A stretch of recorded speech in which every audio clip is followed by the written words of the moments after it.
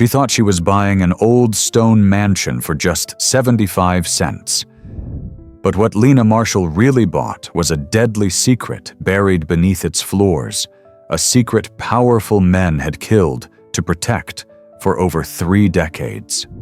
How did a small-town female mechanic with no political power expose the biggest land fraud in state history? This isn't fiction. This is the real story of a woman who turned a broken-down house into the biggest whistleblower case the town had ever seen. Stay with us, because what Lena found in that basement didn't just change her life, it shook an entire government. But before we dive in, tell us, where are you watching from? We love seeing our global family in the comments. Let's get started. Lena Marshall wasn't the type you'd expect to bid on a crumbling mansion.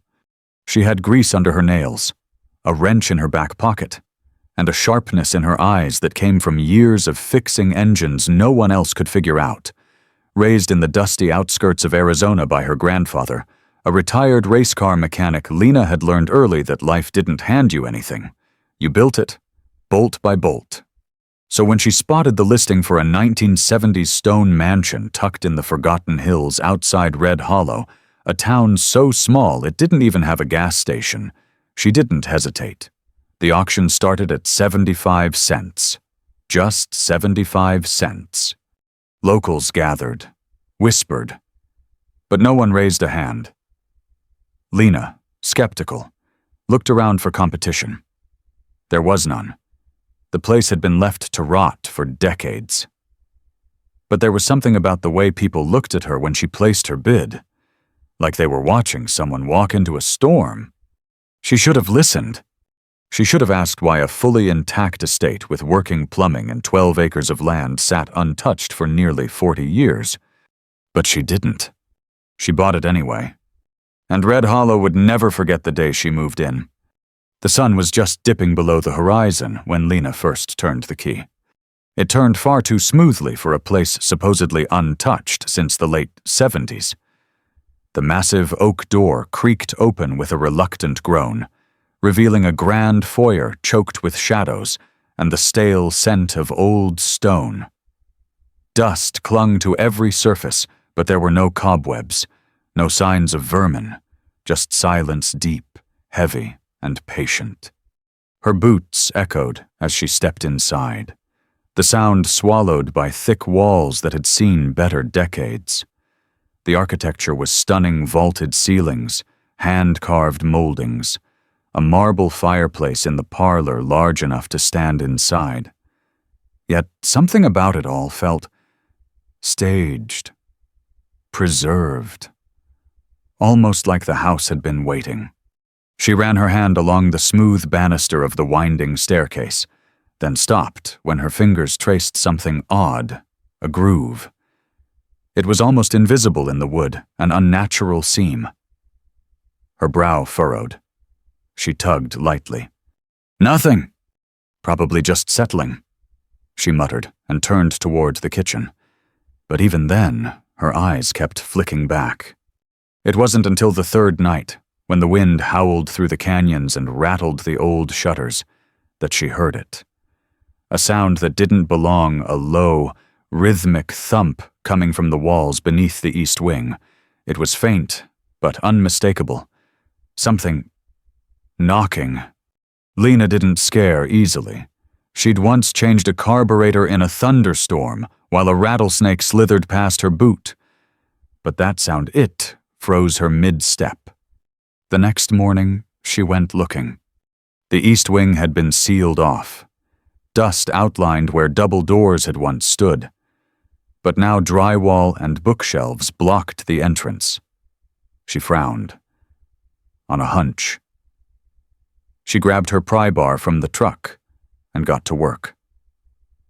The drywall gave way too easily, revealing not decay but elegance.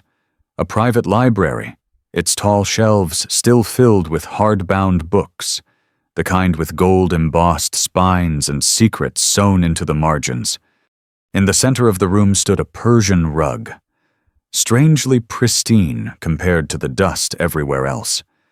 She stepped onto it, immediately sensing the difference in acoustics.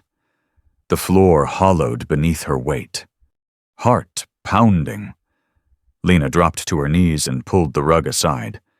There it was, a hatch. Not rusted, not hidden with any real effort, just ignored. The brass handle was polished, almost like someone had been tending to it all these years. She hesitated. Everything in her screamed to leave it be. But curiosity has a way of overpowering common sense, especially in those who've spent a lifetime fixing broken things. Lena gripped the handle and pulled.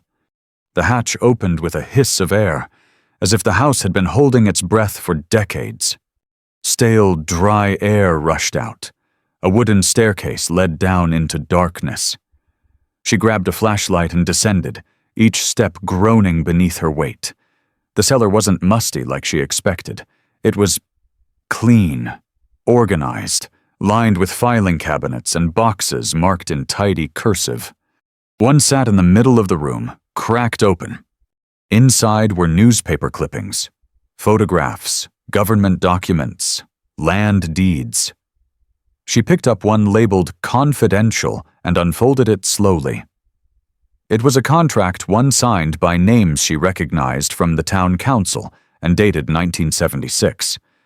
It detailed a massive land acquisition scheme, properties sold illegally to multiple buyers, then covered up by forged paperwork.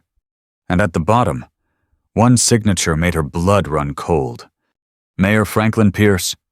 He was still the mayor. Suddenly, it all made sense. Why no one else bid? Why the locals looked at her with pity? Why this house, this vault, had been left untouched but never truly forgotten? Someone had hidden evidence here. Someone powerful. Someone still watching. She heard a creak above. Her flashlight flicked upward toward the open hatch. A shadow moved across it. Someone else knew she was here, and they were already in the house. Lena didn't move. Her breath caught somewhere in her throat as the shadow passed across the open hatch above her. Whoever was up there hadn't spoken, hadn't called out. It was just silence, stretched taut like a frayed wire. Her flashlight flickered once, then steadied. She turned it off. If they were watching, she didn't want to make it easy. The darkness wrapped around her like a second skin as she crept back up the stairs.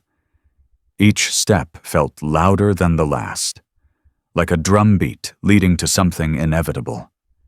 When she reached the top, she stopped just beneath the hatch and listened.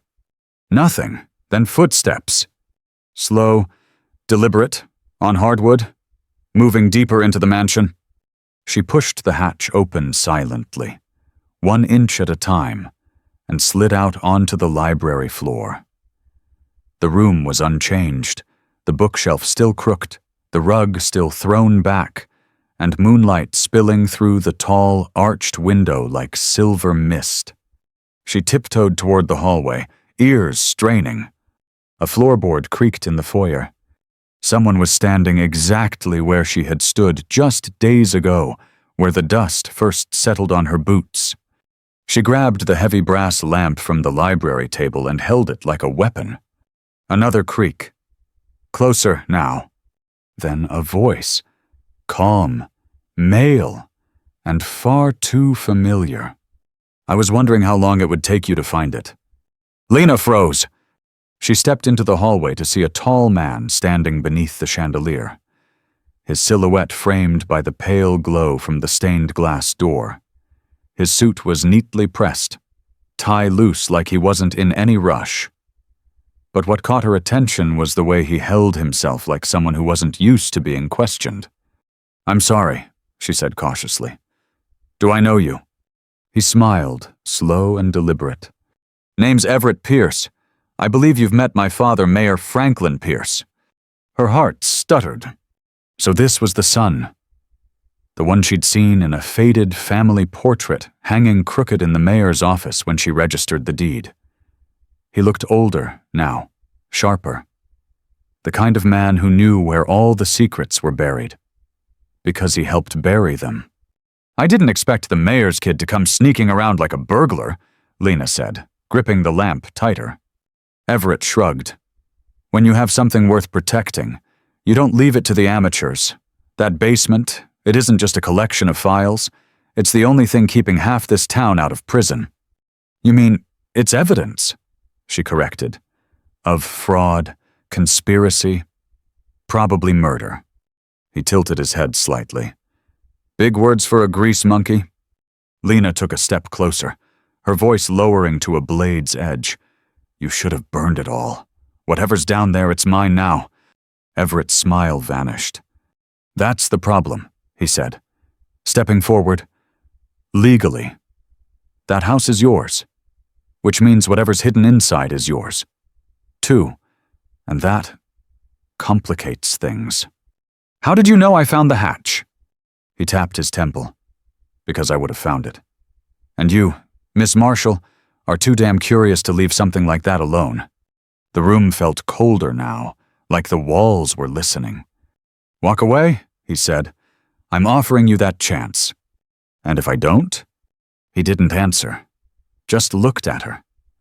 Long and hard.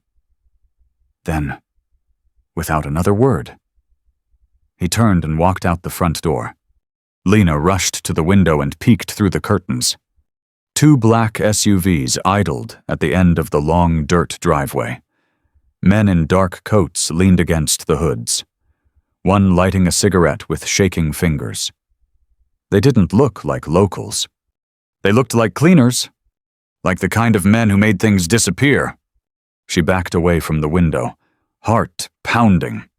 Whatever she'd uncovered, it wasn't just a small-town secret anymore. It was federal, and she was in way over her head. Lena had always believed problems could be fixed with the right tools. Strip it down, replace the broken parts, tighten the bolts, move on. But standing alone in the dark hallway of that mansion, listening to the low hum of black SUVs still idling outside, she realized this wasn't something she could fix with a wrench. This was bigger than her, bigger than engine parts or property deeds. This was power ugly, ruthless, and quiet. And it was coming for her. She didn't sleep that night. Instead, she packed a small bag, grabbed every document from the cellar, and loaded them into the back of her rusted Ford truck. The dawn was barely touching the sky when she peeled out of the driveway, tires spitting gravel behind her. She wasn't running, not yet. She was going for answers. The drive to the next town over Clayton Ridge took 45 minutes. Her grandfather used to work there before he retired. And there was one man she trusted more than anyone else when it came to trouble with teeth, like this retired Sheriff Dean Talbot.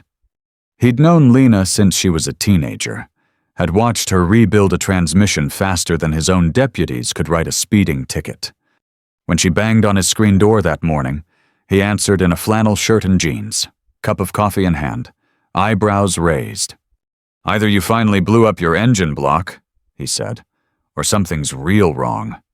She held up the manila folder filled with copies. It's worse than wrong. By mid-morning, Dean had gone through the first 20 pages. He whistled low. Jesus. Lena, you know what you have here? She nodded. Stolen land sales, fraud, forged signatures, and maybe murder. He looked at her, his weathered face hardening. You realize who signed some of this stuff? Right. That's not just the mayor. That's federal judges, state auditors, even a senator's aide. Everett Pierce said I should walk away. Dean shook his head. If he said that, it means he's scared. These people, when they get scared, they do dangerous things. I'm not backing down, Lena said quietly. Not after what I found. The old sheriff poured himself another cup of coffee and leaned back. You've got 2 options. Turn this over to someone bigger than them or disappear. But if you think you can hold on to these files and still fix carburetors in your garage next week, you're dreaming, kid. She smiled faintly. Dreams are all I've got. Dean stared at her for a long time, then stood and walked to a cabinet. He opened a dusty box and pulled out a thick envelope. 30 years ago, he said, I started looking into some shady land claims around here. Got threatened. Wife left. Department told me to stop digging. So I did. He handed her the envelope. But I never threw this away. Inside were maps, old deeds, photos, letters with the same names. Pierce, Sullivan, Knox scrawled across the top. They'd been doing this a long time.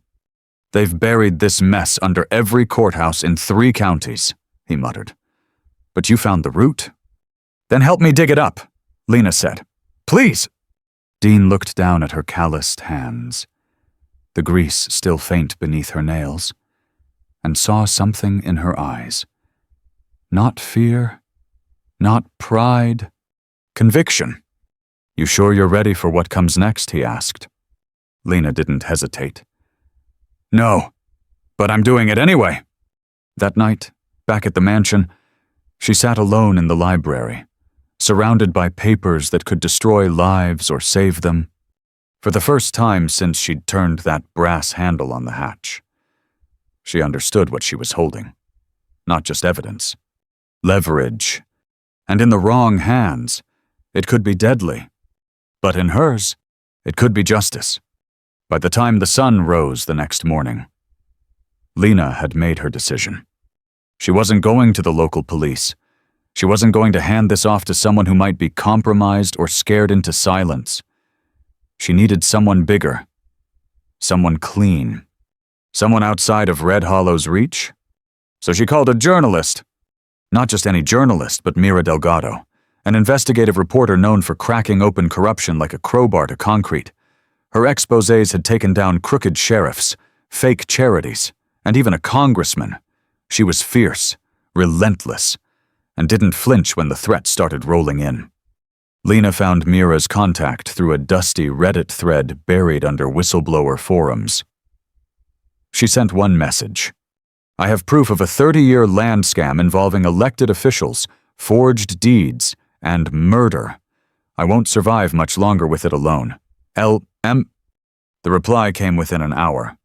Meet me. Tuesday, Dinah's Cafe. Come alone. 2 days later, Lena was sitting at a chipped Formica booth in a greasy spoon diner 3 towns away, her bag of documents pressed tightly between her boots. Mira walked in like someone who didn't care who watched. She had a leather jacket, wild curls, and the kind of eyes that already knew the truth before you said it. You, Lena, she asked. Depends, Lena replied. You carrying a wire? Mira smirked. You're more paranoid than my last source. I like that. They didn't shake hands. Lena just slid the bag across the table. Mira opened it, flipped through 5 pages, and let out a slow whistle. Holy hell! I've only read half of it, Lena said. There's more. In the basement. Mira looked up sharply. Basement. Of the house. Lena nodded. That mansion, it's not just where they stored this stuff. It's where they planned it. I think there were meetings there. Some of the letters reference backroom arrangements at Hollowstone Estate. That's my place. Mira leaned back in the booth, eyes wide. They used the house as a headquarters. Lena nodded. And you legally own it. Won it at an auction, 75 cents. Mira laughed once. Well, damn. That's one hell of an investment. Her tone shifted, then calculated, intense. Okay. Listen. If even half this stuff is real, I can take it straight to the editor at the Chronicle. But once this goes public, you're not just a whistleblower. You're a target. These people, they're not going to send lawyers. They'll send someone in the middle of the night who won't knock. I know, Lena said quietly. They already have. Mira froze. You're serious? Lena nodded. The mayor's son came to the house, said I should walk away. 2 black SUVs were parked out front. I don't think they were bluffing. Jesus, Mira muttered. Okay. Then we do this fast. By the end of the day, Mira had photographed and scanned everything. She handed Lena back the originals, but not before uploading encrypted copies to 3 different off-site servers. "Insurance," she said. "If something happens to you or me, it still gets out." Back in Red Hollow, Lena returned to the mansion just as the sky turned purple with dusk. The place looked different now. Not haunting, not cursed. Powerful! She wasn't scared of it anymore. In fact, for the first time, she understood why they had left it alone. It wasn't that they couldn't get rid of it, it's that they needed it. The house was leverage. It held the secrets. And now, so did she. The next morning, a white envelope was taped to the wrought iron gate. No name, no return address, just a note inside. "This is your last warning. Leave the past buried." No signature. No bluff. Lena read it once, then tore it in half and tossed it into the fireplace. She was done running. The truth was coming, and for the first time in decades, Red Hollow would have to face what it buried beneath its pretty little town lines. Lena Marshall had always considered herself a practical woman. She didn't dream big. She didn't chase trouble. And she sure as hell didn't picture herself at the center of a political conspiracy. Yet here she was. The girl who once rebuilt carburetors in a tin-roof garage was now the legal owner of a mansion filled with enough evidence to blow the lid off decades of corruption. Fraud and quiet, calculated violence. People in suits with cold eyes wanted her silent. Powerful names people she'd once seen on billboards or handing out flags at 4th of July parades were now sending her death threats. And still, she stayed. She wasn't sure when the fear turned into fire. But it had. Maybe it was the look in Mira Delgado's eyes when she read those contracts. Or maybe it was Dean Talbot, who handed over a dusty box of his own secrets because he believed in her. Maybe it was simply this: Lena was tired of people getting away with things just because no one dared to stop them. The threats didn't stop. They evolved. At first, it was anonymous notes, then flattened tires, then someone poured sugar in her gas tank. But the one that really shook her came one night just after midnight. She was in the library, reading over a batch of records from the old Hollowstone land transactions, when every light in the house went out at once. Not a flicker, not a surge, just gone.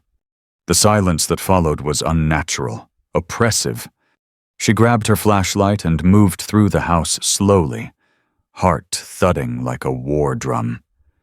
When she reached the breaker box, she stopped cold. It was open, and the wires had been cut. Then she saw it scratched into the inside of the metal panel, in crude letters carved by knife. "You were warned." Her hands trembled, not from fear but fury. They were watching her, on her land, her home. That night, she didn't sleep. Instead, she started securing the house, one room at a time. She reinforced the locks, installed cameras.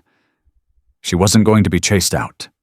2 days later, she met Mira in secret. The reporter's hands were full documents, hard drives, video footage from hidden cameras Lena had placed around the property. "Everything's in place," Mira said. "We go public Friday. The Chronicle is giving us the full front page." Lena swallowed hard. And after that, Mira gave a tired smile. "You'll need a good lawyer, and maybe a passport." Lena laughed for the first time in days. It felt strange, foreign, but good. That evening, Lena stood outside the mansion just as the sun began to set. The stone walls glowed orange in the fading light, and for the first time, she didn't see it as a ruin. She saw it as her stand. People in Red Hollow still whispered, still crossed the street when they saw her. But one by one, things had begun to shift. It started with a knock at her door. An old man in a worn denim jacket stood on her porch, clutching a folder. "My father sold land through that scheme," he said. "Never saw a dime. Lost everything. If you're doing what I think you're doing, I want to help." Then came a woman who had worked at the courthouse in the 80s. She brought a stack of forged records she'd kept hidden in her attic for decades. "I was scared," she whispered, "but not anymore." It snowballed from there. Within a week, Lena had names, addresses, letters, maps, people who had suffered, people who had lost land, homes, loved ones. All of them had stayed quiet because they thought they were alone. Now they knew they weren't. On the night before the article went live, Dean Talbot drove up the winding road to the mansion. He found Lena sitting on the front steps, oil stains still on her jeans, a revolver resting beside her boot. "Got company?" he asked. "Not yet," she said, "but I figure once the story hits, they'll come." He sat down beside her and handed her a folded paper. "What's this?" "Property record," he said. "For the land you're living on. I pulled it myself." She opened it and read. Her stomach twisted. "Franklin Pierce, he sold this land to 6 different buyers over 30 years. Dean nodded. "You were number 7. Only difference is you actually showed up to claim it." She stared at the paper for a long time. "I thought I was just buying a house," she said. "You weren't," he replied. "You were buying a secret, and secrets that powerful. They always come with a price." When the Chronicle ran the front-page headline, "Small-town mechanic uncovers decades-long land fraud conspiracy," the world exploded. Within hours, the phones at Red Hollow's town hall were ringing off the hook. State investigators rolled in. The mayor issued a statement denying involvement. But Lena knew it was over the moment Mira's footage aired surveillance clips of Everett Pierce trespassing, notes threatening Lena's life, and interviews with dozens of families who had been swindled. Franklin Pierce was arrested within 48 hours. Everett disappeared. Federal prosecutors got involved. The house was no longer a mansion with a dark past. It was now considered evidence. But Lena, she didn't regret a thing. She stood on the front porch one morning, watching a convoy of federal agents drive up, and she felt no fear, only peace. She had exposed something monstrous and survived. Weeks later, the town began to change, quietly, subtly. People greeted her again. Some even apologized.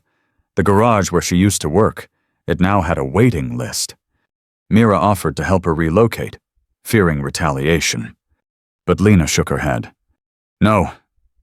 I built something here. I bled for this. I'm not leaving."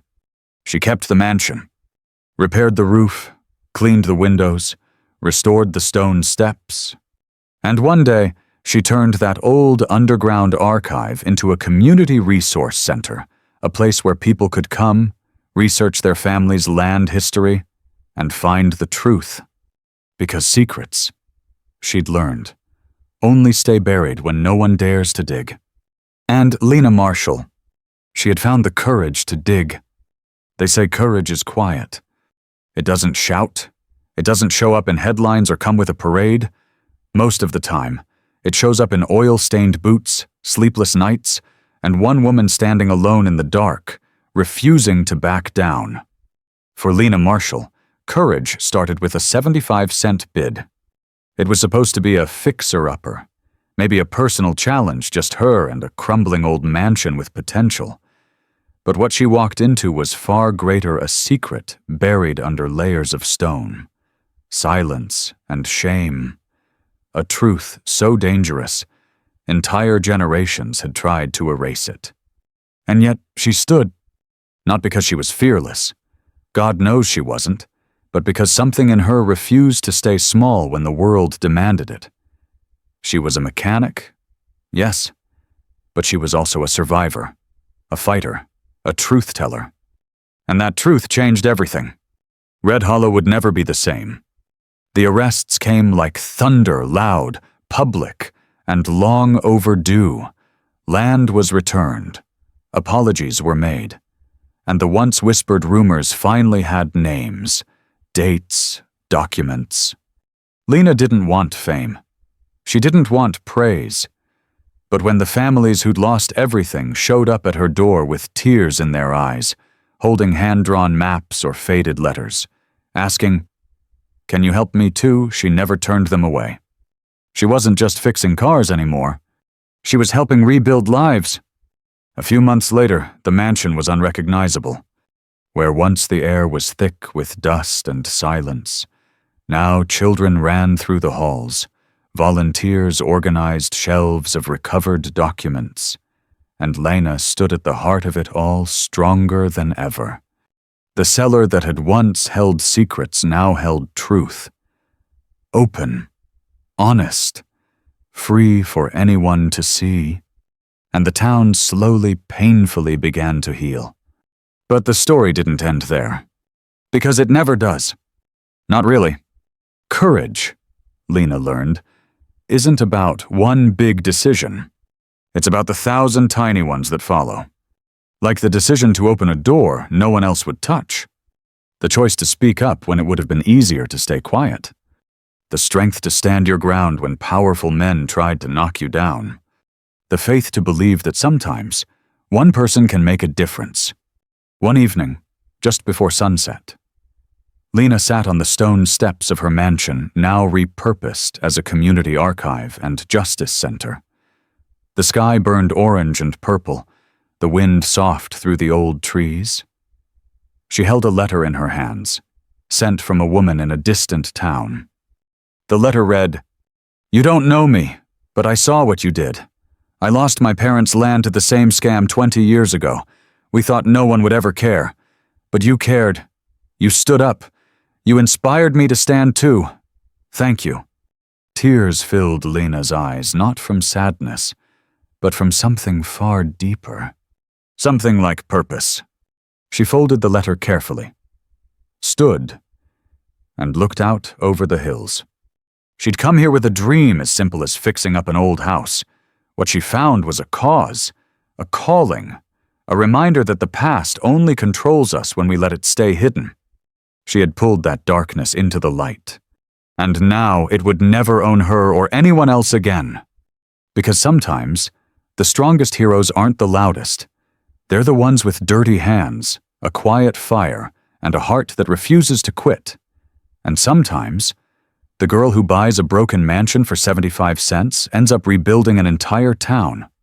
Anyone can change the world if they're stubborn enough to stand their ground, and brave enough to speak the truth.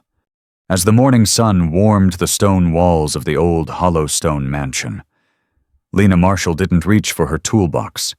She reached for a stack of new land records. Not for herself, but for the families who had been silenced, cheated, and forgotten. This time, they wouldn't be turned away. She knew now the fight she stumbled into wasn't just about her. It belonged to every working-class person who'd been told to keep quiet, every woman underestimated in a man's world, and every voice that had ever been buried beneath money and power. The mechanic girl who once came to fix a broken house had become the one who rebuilt a broken system. Because for Lena and for everyone she fought for, justice was never out of reach. It just needed someone bold enough to dig. The end. Up next, 2 more powerful stories are waiting for you. Click to keep discovering, and don't forget to hit subscribe if you believe the truth deserves a voice.